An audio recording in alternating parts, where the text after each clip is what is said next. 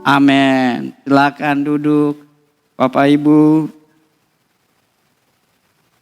Shalom. Shalom. Puji Tuhan. Siap menerima kebenaran firman Tuhan ya? Ya. Baik, saya akan berbicara dari 2 Korintus 8 ayat 1 sampai ayat yang kelima. Saya kasih tema kasih yang menggerakkan misi. 2 Korintus 8 ayat 1 sampai ayat yang kelima. Kita akan baca bersama-sama, memastikan bahwa jemaat Tuhan sudah fokus mulai dalam mendengarkan kebenaran firman Tuhan. Karena ketika pujian penyembahan tadi masih bersemangat, namun ketika mulai masuk firman sudah ada tanda-tanda menguap. Itu bahaya. Oleh sebab itu kita baca bersama-sama. Saya ayat yang pertama, Bapak Ibu ayat yang kedua. Pelayanan kasih. Saudara-saudara, kami hendak memberitahukan kepada kamu tentang anugerah yang diberikan kepada jemaat-jemaat di Makedonia.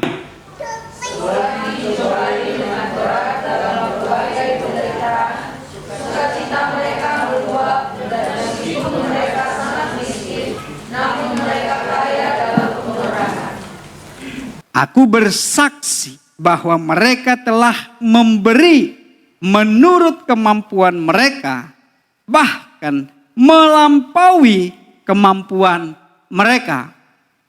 Dengan kerelaan sendiri mereka meminta dan mendesak kami, supaya mereka juga beroleh anugerah untuk ambil bagian dalam pelayanan kepada orang-orang kudus. Sama-sama 1, 2, 3. Mereka memberikan lebih banyak daripada yang kami harapkan. Mereka memberikan diri mereka pertama-tama kepada Tuhan, kemudian oleh karena kehendak Allah juga kepada kami. Amin. Paulus menuliskan suratnya kepada jemaat di Korintus ini. Ya. Apa sih yang mau Paulus sampaikan kepada jemaat di Korintus dengan mengatasnamakan jemaat di Makedonia? Kalau kita lihat bahwa yang dilayani Paulus di Korintus dan Makedonia ada sedikit perbedaan dari ciri daripada jemaat itu. Kalau kita lihat bahwa jemaat di Korintus itu Paulus katakan mereka kaya dalam iman, kaya dalam perkataan, kaya dalam pengetahuan. Ya, juga Paulus memuji bahwa mereka juga memiliki kesungguhan dalam membantu jemaat-jemaat yang lain. Sebabnya kalau kita lihat di ayat yang ke-6 dan ayat yang ke-7, Paulus katakan bahwa mereka kaya dalam kasih kepada Paulus dan teman-temannya ketika melayani di sana. Namun Paulus masih perlu mendorong mereka bukan hanya saja melayani jemaat yang ada di sekitarnya, bukan hanya saja melayani Paulus dan teman-temannya, tapi Paulus mendorong supaya mereka ambil bagian dalam misi, keluar dari ruang lingkup mereka, membantu orang-orang lain. Dalam konteks ini nanti kita lihat di pasal yang 9, Paulus mendorong mereka untuk melayani juga ambil bagian kepada jemaat di Yerusalem. Lalu Paulus bawa satu contoh bagi mereka adalah jemaat di Makedonia tersebut.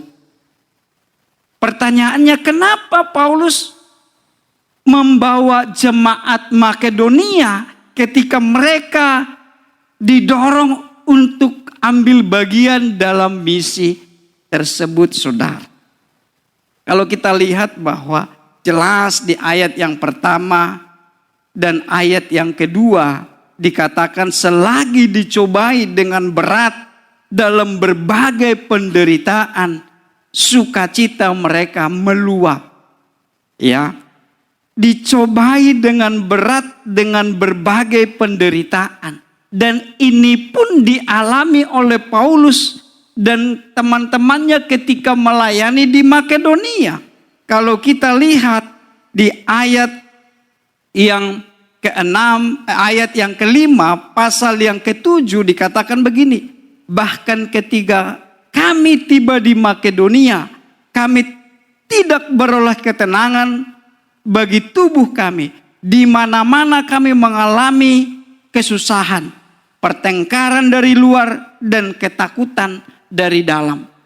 Jadi jelas bahwa yang dialami oleh jemaat Makedonia tadi yang dikatakan mereka dicobai dengan berat dalam berbagai penderitaan, itu juga dialami oleh Paulus dan teman-temannya. Kenapa Paulus bisa sampai ke sana? Kita lihat kisah 16 ayat yang ke-9. Awal mula Paulus sampai ke Makedonia tersebut dijelaskan di Kisah Para Rasul 16 ayat yang ke-9 saya bacakan buat kita. Pada malam harinya tampaklah oleh Paulus suatu penglihatan, ada seorang Makedonia berdiri di situ dan memohon kepadanya, menyeberanglah ke Makedonia dan tolonglah kami. Ayat yang ke-10. Setelah Paulus melihat penglihatan itu, segeralah kami mencari kesempatan untuk berangkat ke Makedonia. Karena dari penglihatan itu kami menarik kesimpulan bahwa Allah telah memanggil kami untuk memberitakan Injil kepada orang-orang di sana. Ya. Nah, singkat cerita bahwa orang Makedonia itu dilayani Paulus dan mereka menjadi percaya kepada Kristus. Maka dikatakan di ayat yang pertama, kami hendak memberitahukan kepada kamu tentang anugerah yang diberikan kepada jemaat di Makedonia. Atau terjemahan lama dikatakan kasih karunia Allah yang dianugerahkan kepada jemaat di Makedonia. Bapak Ibu Saudara terkasih di dalam Tuhan. Kalau berbicara tentang anugerah Allah kepada jemaat di Makedonia, kalau kita lihat anugerah atau kasih karunia itu sering digunakan menggambarkan kebesaran Tuhan. Baik dalam kuasa, baik dalam kasih-Nya, maupun dalam kemuliaannya. Kemurahan hati Allah. Nah, Bapak Ibu jemaat yang terkasih di dalam Tuhan. Ini yang Paulus sampaikan kepada orang-orang Korintus itu. Melalui jemaat Makedonia, Paulus menunjukkan bukan hanya saja kepada orang Korintus, juga kepada kita, bagaimana kasih itu bekerja dan menggerakkan misi Allah. Jika kita ingin memahami apa yang sesungguhnya yang menggerakkan kasih itu untuk bermisi, saudara, maka kita harus kembali kepada sumbernya yang dikatakan di ayat yang pertama. Kasih karunia Allah. Dari sanalah lahir kerelaan dan pengorbanan untuk terjun dalam pelayanan misi itu. Paulus membuka bagian ini dengan menekankan bahwa kemurahan hati dan kasih jemaat Makedonia itu berawal dari kasih karunia Allah. Anugerah kasih karunia bagi jemaat Makedonia yang bisa kita lihat adalah sukacita mereka tetap meluap sekalipun menghadapi berbagai penderitaan. Enggak semua orang bisa menghadapi seperti ini. Tidak semua orang bisa tetap bersukacita jikalau diperhadapkan dengan berbagai kesusahan, saudara. Itu adalah anugerah. Kalau dia masih bisa tersenyum, kalau dia masih bisa mengucap syukur, itu adalah anugerah. Itu yang diberikan Tuhan kepada jemaat di Makedonia. Di dalam kekurangan mereka masih kaya dalam kemurahan. Kalau kita lihat di sana dikatakan di ayat yang kedua itu, meskipun mereka sangat miskin, mereka kaya dalam kemurahan.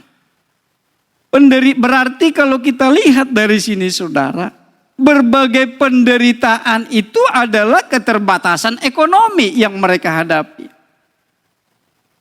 Tekanan dari sekitarnya karena iman mereka kepada Tuhan, itu juga mereka hadapi.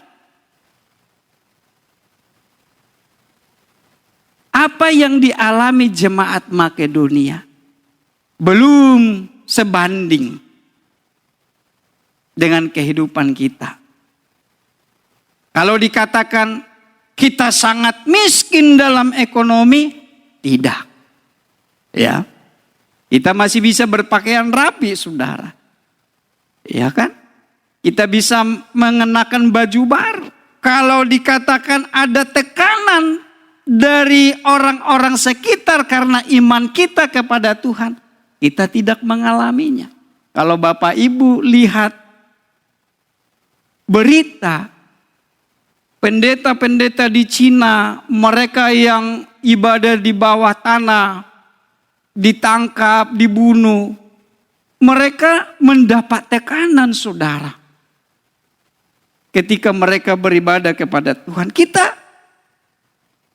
puji Tuhan, kita masih bisa melenggang dengan membawa Alkitab kita ke gereja. Artinya, apa yang dialami oleh jemaat itu, Makedonia ini belum pernah kita alami, saudara. Namun yang menariknya, Tuhan anugerahkan mereka sukacita ketika menghadapi itu.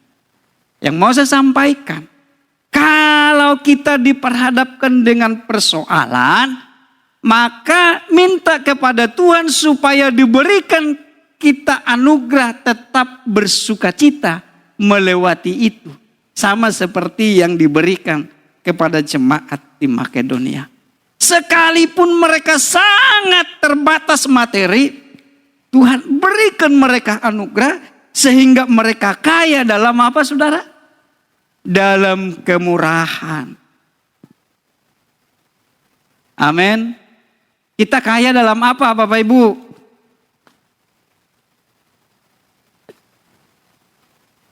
Sukacita kita muncul hanya ketika ada berkatkah? Kalau ada masalah, masihkah kita bisa meluap sukacitanya? Tahu meluap ya Bapak Ibu? Kalau dikatakan bendungan Katulampa meluap gitu, berarti sudah di atas ambang normal itu. Ya kan? Yang tadinya ibaratkan gelas ada air penuh itu, berarti dia masih sebatas bibir gelas itu. Tapi kalau dia dibilang meluap, berarti dia udah keluar kemana-mana. Artinya jemaat itu sekalipun di dalam kesusahan, sukacita mereka masih bisa dirasakan oleh yang lain. Amin. Itu yang dianugerahkan Tuhan kepada mereka. Bapak Ibu jemaat yang terkasih di dalam Tuhan. Ini berarti bahwa pelayanan kasih itu tidak dimulai dari materi, tetapi dari hati yang sudah disentuh oleh Tuhan. Ketika hati kita diubahkan oleh kasih Kristus, maka kasih kita menjadi tidak tergantung pada keadaan, melainkan pada anugerah yang kita terima. Jemaat Makedonia kaya dalam kemurahan. Itu sebabnya mereka ambil bagian dalam pelayanan terhadap orang-orang kudus. Bahkan dikatakan mereka mendesak Paulus supaya mereka diikut sertakan di dalam pelayanan kasih. Karena motivasi mereka memberi karena ingin menyenangkan hati Tuhan. Mereka ikut dalam pelayanan kasih bersama dengan Paulus bukan untuk mendapat pujian dari manusia. Jadi bagi jemaat Makedonia, memberi hidup dalam pelayanan kasih bukan sekedar kegiatan sosial, bukan sekedar hanya amal, tapi itu tindakan beribadah, penyembahan kepada Tuhan mereka. Jadi jemaat yang terkasih di dalam Tuhan, terlibat dalam pelayanan itu ternyata bukan hanya karena kita mampu, karena kita punya keterampilan, tapi itu karena anugerah yang diberikan Tuhan kepada kita. Saya jadi teringat percakapan Yesus dengan Pilatus dalam Yohanes pasal yang ke-19. Ketika Pilatus bertanya kepada Yesus dan Yesus tidak mau memberikan jawab kepada Pilatus. Lalu Pilatus begini, tidak tahukah kamu bahwa saya punya kuasa untuk membebaskanmu dari hukuman ini? Di ayat yang ke-11 Yohanes pasal 19 itu Yesus menjawab, engkau tidak mempunyai kuasa apapun terhadap aku, jikalau kuasa itu tidak diberikan kepadamu dari atas. Yang mau saya hubungkan dengan tadi pelayanan kita, pelayanan kasih, bahkan pelayanan gerejawi, ternyata Tuhan menganugerahkan kepada kita untuk bisa ambil bagian dalam pelayanan. Maka akan terlihat berbeda, saudara, ketika seseorang melayani karena kemampuan dan keterampilan yang dimiliki, dengan orang yang melayani karena panggilan dan anugerah yang diberikan Tuhan kepadanya. Terujilah nanti dari waktu ke waktu pelayanan itu. Nah, ketika di dalam pelayanan ada konflik, ada masalah, karena itu juga dihadapi oleh Paulus dan teman-temannya yang dikatakan di pasal 7 ayat 5 itu yang disebutkan tadi, pertengkaran dari luar dan ketakutan dari dalam. Maka orang-orang yang melayani karena keterampilan dan kemampuan yang dimiliki, dia akan tergerus ketika bersentuhan dengan orang-orang yang tidak sepaham di dalam pelayanan. Tapi mereka yang dianugerahkan Tuhan untuk ambil bagian dalam pelayanan, mereka akan tetap bertahan sekalipun ada berbagai penderitaan, cobaan yang dihadapi dalam pelayanan itu. Itu sebabnya kita harus meminta anugerah itu ketika kita terlibat dalam pelayanan. Supaya sukacita kita tetap bisa meluap sekalipun ada dalam berbagai cobaan maupun tekanan, saudara. Banyak orang berpikir bahwa memberi dan melayani adalah hasil dari kemampuan sendiri. Karena aku bisa, karena aku punya skill, punya kemampuan. Padahal sesungguhnya itu adalah buah dari kasih karunia Tuhan dalam kehidupan kita.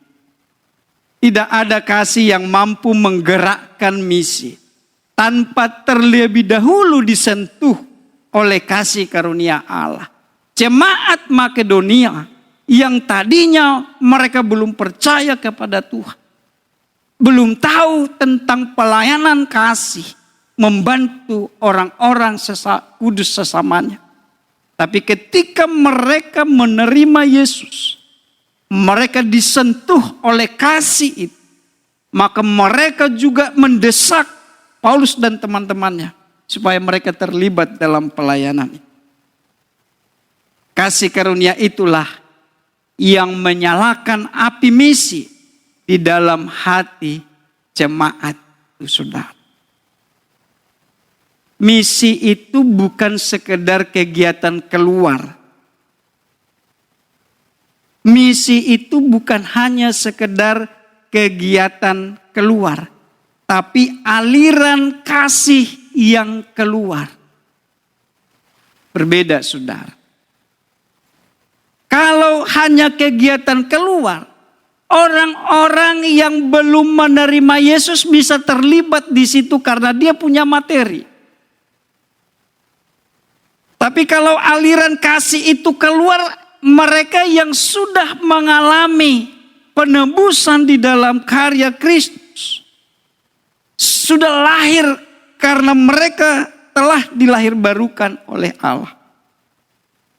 Jadi misi bukan sekedar tentang pergi dan melayani, tetapi tentang bagaimana hati kita digerakkan oleh kasih itu.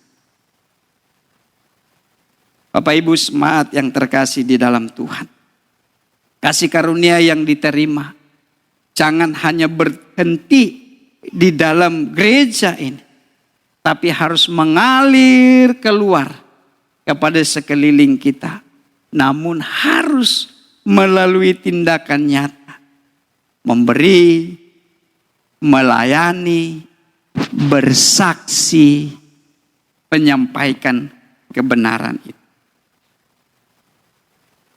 Jemaat yang terkasih di dalam Tuhan, yang kedua yang kita lihat adalah ayat yang ketiga. Aku bersaksi bahwa mereka telah memberi menurut kemampuan mereka, bahkan melampaui kemampuan mereka. Dengan kerelaan sendiri mereka meminta dan mendesak kami supaya mereka juga beroleh anugerah untuk ambil bagian dalam pelayanan kepada orang-orang kudus. Setelah kasih karunia Allah menggerakkan hati kita dari dalam, kasih itu tidak hanya berhenti di dalam, di perasaan kita, tapi kasih itu mendorong kita untuk bertindak nyata. Itulah yang terlihat dalam kehidupan jemaat di Makedonia. Kasih mereka wujudkan dalam hal apa? Kerelaan ambil bagian dalam pelayanan tersebut, saudara. Pelayanan bukan hanya seperti yang kita. Pelayanan yang di sini itu tadi terlibat untuk membantu jemaat di Yerusalem dalam hal materi. Oh, ternyata mereka sudah tahu bagaimana hidup di dalam kekurangan. Sehingga mereka digerakkan oleh kasih itu untuk bisa membantu orang-orang yang ada di Yerusalem. Sehingga kalau kita lihat di pasal yang ke-8 disebut bahwa supaya ada keseimbangan hidup antara orang yang kekurangan dengan orang yang kelebihan, saudara. Mereka bahkan meminta kesempatan untuk memberi, bahkan melampaui kemampuan mereka. Menarik kan, saudara? Biasanya orang perlu didorong dan diingatkan untuk memberi, untuk terlibat dalam pelayanan. Ya, namun jemaat Makedonia mereka menuntut. Kita lebih di mana, saudara? Kita lebih sering didorong apa menuntut di dalam terlibat melayani?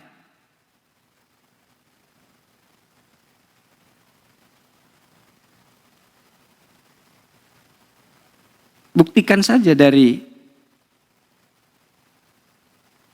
janji iman. Jangan sampai bolak-balik nanti ketua panitia, ayo Bapak Ibu, ayo Bapak, berarti masih perlu didorong. Harusnya, saya dong kok belum ada nama saya. Harusnya begitu. Kalau mau mengikuti gaya hidup daripada jemaat di Makedonia itu. Mereka mendesak Paulus, kami dilibatkan dong, jangan mentang-mentang kami miskin materi. Mungkin saya bahasakan begitu ya. Libatkan dong kami. Kasih yang sejati tidak menunggu kesempatan atau dorongan. Kasih sejati itu adalah timbul dari kerelaan hati. Hati yang sudah diubahkan tadi oleh kasih Kristus. Dan digerakkan untuk bisa terlibat dalam wujud yang nyata melayani. Kasih sejati tidak berhenti di batas kemampuan manusia. Terbukti jemaat Makedonia melebihi batas kemampuan mereka, saudara. Jemaat Makedonia tidak fokus pada apa yang mereka tidak punya. Jelas tadi dikatakan mereka sangat miskin. Tapi mereka fokus pada apa yang bisa mereka lakukan bagi Tuhan. Amin. Jangan kita fokus pada kekurangan kita. Tapi kita fokus pada apa yang bisa kita lakukan bagi Tuhan. Ini kan agak sedikit bermasalah, saudara. Berbicara tentang anugerah yang diberikan Tuhan dalam melayani. Suami istri umpamanya suka, dia punya karunia suka memberi. Suami tidak. Ya, ini bisa jadi dilema dalam sebuah keluarga loh. Si istri dilihat saudaranya, orang-orang sekitarnya agak kesulitan, langsung sigap membantu. Gitu kan, bilang ke suaminya atau istrinya, kasihan itu kita kasihlah. Nanti yang tidak punya karunia itu, dia akan mencela istrinya. Kita aja kekurangan, cicilan ini juga belum, masa udah lain kali lah. Ini kan jadi dilema loh dalam keluarga. Kalau tidak paham tadi karunia yang datangnya daripada Tuhan untuk hidup di dalam pelayanan itu. Jangankan memberi, dalam melayani begini saja bisa jadi percekcokan kan. Kenapa? Ada suami maupun istri yang sangat rindu melayani. Namun tidak didukung oleh suami atau pasangannya. Gitu kan. Karena tidak memahami anugerah itu. Oleh itu sebabnya mintalah anugerah itu kepada Tuhan. Minta hati kita diubahkan terus dari hari ke hari, saudara.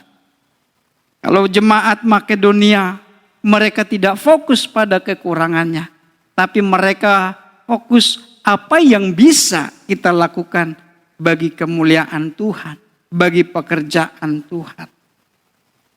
Kalau kita lihat Lukas 21 ayat 3-4, ketika janda miskin yang memberi seluruh nafkahnya sebagai persembahan kepada Tuhan. Lukas pasal 21. Di ayat yang ketiga dikatakan begini.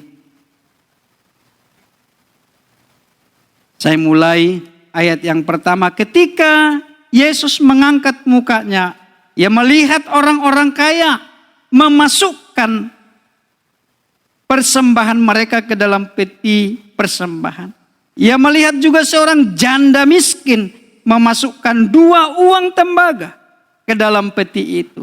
Lalu ia berkata, sesungguhnya aku berkata kepadamu, janda miskin ini memberi lebih banyak daripada semua orang itu. Sebab mereka semua memberi dari kelimpahannya, tetapi janda ini memberi dari kekurangannya, bahkan dari seluruh nafkah yang dimilikinya. Ini juga tadi yang dialami oleh jemaat Makedonia tersebut. Janda itu memberikan dari kekurangannya, menunjukkan iman dan ketergantungannya sepenuhnya kepada Allah. Jadi bukan berbicara tentang jumlah materi di sana, tapi kita tetap beriman dan percaya enggak akan kebesaran Tuhan tersebut. Itu yang harus kita terus tanyakan di dalam hati kita, saudara. Kasih karunia tadi diterjemahkan menunjukkan kebesaran Tuhan. Itu masih kita percayai tidak dalam kehidupan kita. Lalu yang terakhir kalau kita lihat dari 2 Korintus 8 tadi. Di ayat yang terakhir 5 dikatakan begini. Mereka memberikan lebih banyak daripada yang kami harapkan. Mereka memberikan diri mereka pertama-tama kepada Tuhan. Kemudian oleh kehendak Allah juga kepada kami. Kadang kita berpikir melayani Tuhan itu mudah. Tapi kenyataannya tidak selalu begitu, saudara. Mengasihi dan melayani berarti kita harus siap kehilangan waktu, tenaga. Harus siap bahkan kehilangan kenyamanan diri. Itulah yang disebut pengorbanan. Bahkan di dalam bermisi pun begitu, saudara. Harus siap kehilangan kenyamanan diri sendiri. Itu berbicara tentang pengorbanan. Itu bisa kita lakukan. Harus tetap melangkah. Karena ada kasih Kristus di dalam diri kita. Bagi jemaat Makedonia tadi, memberi berarti mengorbankan sesuatu yang seharusnya mereka butuhkan. Namun mereka mendesak untuk memberikannya kepada jemaat-jemaat di Yerusalem dibawa oleh Paulus dan teman-teman. Jemaat Makedonia melakukan itu karena mereka beriman dan percaya bahwa Tuhan akan mencukupkan. Filipi 4 ayat yang ke-19. Bagi kita Filipi 4 ayat 19 dikatakan begini. Allahku akan memenuhi gitu ya, segala keperluanmu menurut kekayaan dan kemuliaannya dalam Kristus Yesus. Amin. Coba jemaat Tuhan katakan, Allahku akan memenuhi segala keperluanku. 1, 2, 3.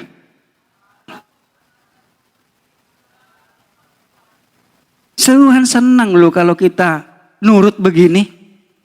Ya kan disuruh, ayo sebutkan, semua kompak menyebutkan. Maka kalau Tuhan suruh, ayo pergi kita. Ya. Lalu lanjut lagi, menurut kekayaan dan kemuliaannya dalam Kristus Yesus. 1, 2, 3.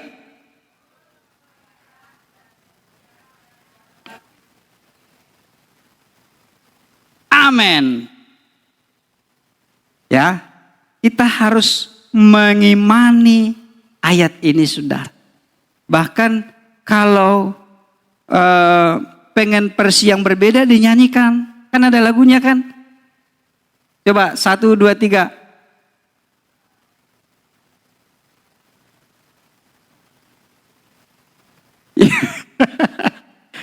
Saya tidak memimpin, takut nada saya berbeda dengan nada Bapak Ibu. Tapi kalau saya kan sendiri menyanyikan masuk. Karena tidak ada nada-nada lain kan. Gitu ya. Nah, jemaat Makedonia tidak sekedar memberi persembahan, tapi menyerahkan hidup mereka sepenuhnya kepada Allah. Kata kuncinya di situ, saudara.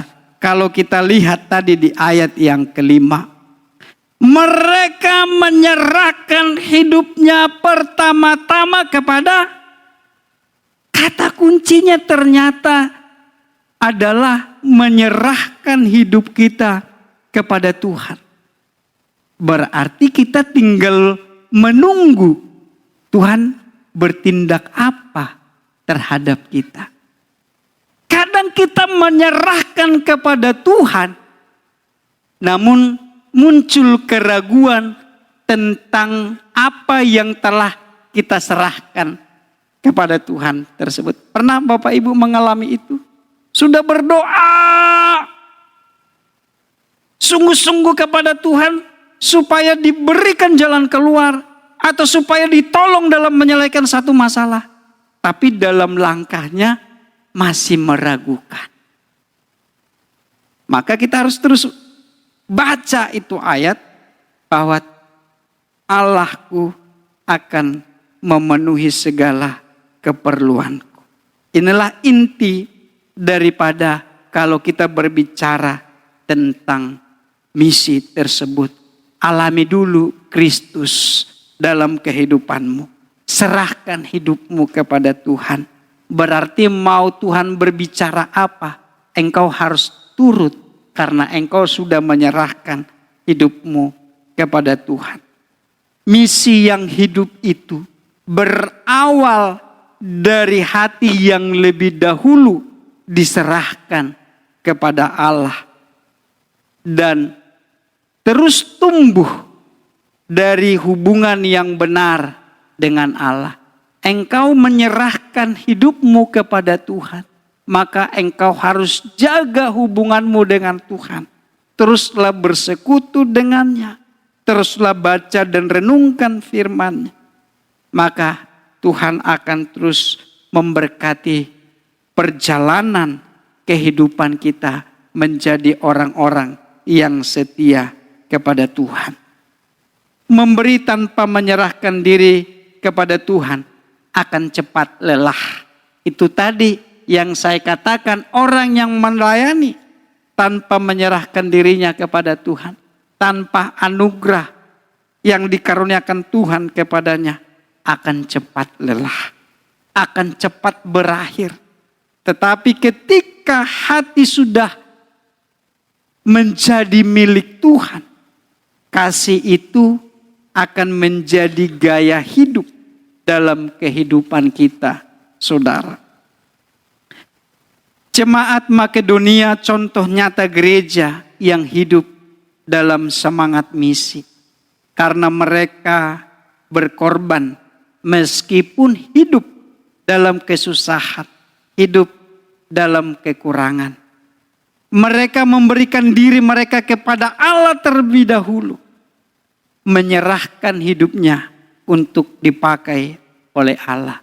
Lalu mereka mendukung pelayanan Paulus, bahkan menjadi bagian untuk menyatakan kerajaan Allah di dalam menjangkau orang-orang yang di sekitar.